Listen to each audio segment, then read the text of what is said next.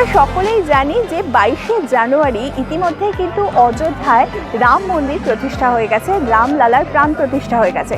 অনেকেই এই মুহূর্তে কিন্তু অযোধ্যায় পৌঁছেও গেছেন তার দর্শনে, কিন্তু তার এফেক্টে কি কলকাতা বইমেলায় কি রামায়ণের চাহিদা বেড়েছে, নাকি বরাবরই ছিল রামায়ণের চাহিদা, নাকি কমেছে? কি বলছেন প্রকাশকরা?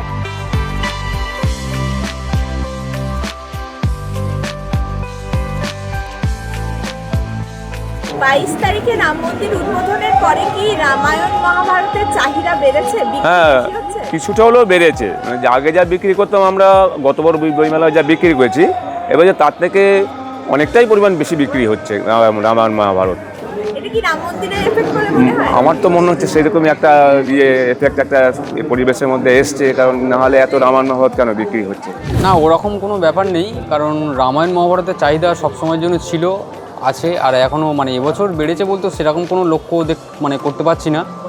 আগের মতনই বিক্রি হচ্ছে রামায়ণ মহাভারত। বিভিন্ন পাবলিকেশনের বিভিন্ন রামায়ণ মহাভারত, ঠিক আছে, সবগুলো এক করলে অবশ্যই বেস্ট সেলার মানে টেক্কা দেবে। একই রকম আছে, রামায়ণ চাহিদা তো কোনোদিন কম ছিল না, মোটামুটি একই রকম আছে আর চাহিদা। আর কলকাতা বইমেলায় চাহিদা সবসময় ধর্মগ্রন্থ কিছুটা সবাই নিয়ে আসে না, তবুও মাইতি বুক হাউস নিয়ে আসে এবং ধর্মগ্রন্থ বেশি, তবু মোটামুটি চাহিদা একই রকম আছে, বাড়েনি খুব একটা।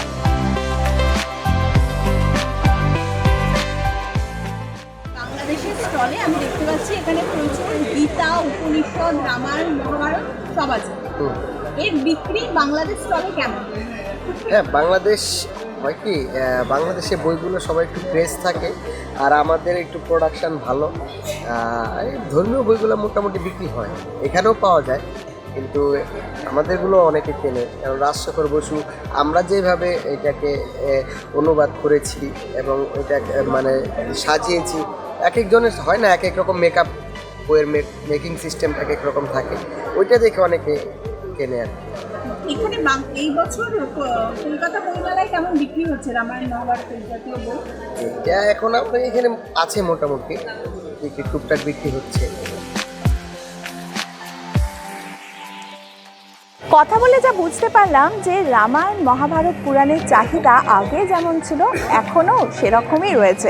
এমনকি অনেক প্রকাশকের মতে কিন্তু যে রামায়ণ মহাভারত পুরাণ অর্থাৎ ধর্মগ্রন্থের এবং মহাকাব্যের যা চাহিদা রয়েছে তা কিন্তু যে কোনো বইয়ের বেস্ট সেলারকেও টেক্কা দিতে পারে। সৌমিতা মুখোপাধ্যায়ের রিপোর্ট, জি24 ডিজিটাল, কলকাতা।